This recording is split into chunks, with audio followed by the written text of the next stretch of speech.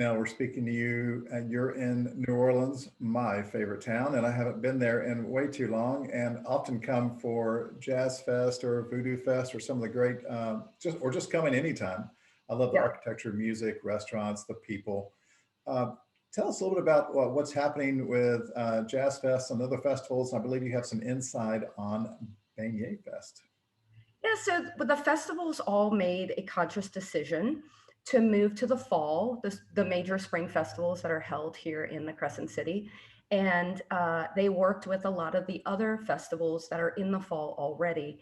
And so if vaccines roll out as aggressively as we all hope they do, and if we see case numbers decline significantly, I think what we're going to see is a blockbuster fall in New Orleans with many festivals being held weekend, back to back weekends from September to October through October.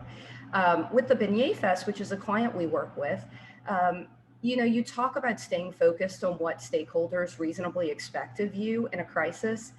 The Beignet Fest is a nonprofit effort that it was created to really enhance awareness of and raise funds for autism programs in the greater New Orleans area.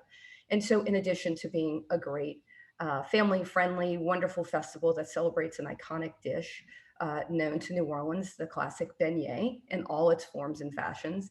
It's really a nonprofit foundation that functions, as I said, to fulfill a mission. And so we knew that our stakeholders reasonably expected us to continue to fulfill that mission, even though last year in 2020, the festival had to be canceled. And so we looked at ways with our client to do that. And it meant two things really. For them, being nimble meant rethinking about how we could still capture the excitement and celebrate beignets and all the food vendors who offer the beignets. So we dispersed an event which with a map that led people to the different vendors in a socially distanced way to still enjoy the food and still fundraise. But we also shifted with them to lean in on traditional fundraising. So we created a monthly giving program that we rolled out to individuals and friends of the festival. And we looked at third party fundraising, who could help us spread the message and fundraise for the organization. So, proceeds from a special beer brew, or for the month of April, which is Autism Awareness Month, doing coffee and a t shirt at a local coffee chain.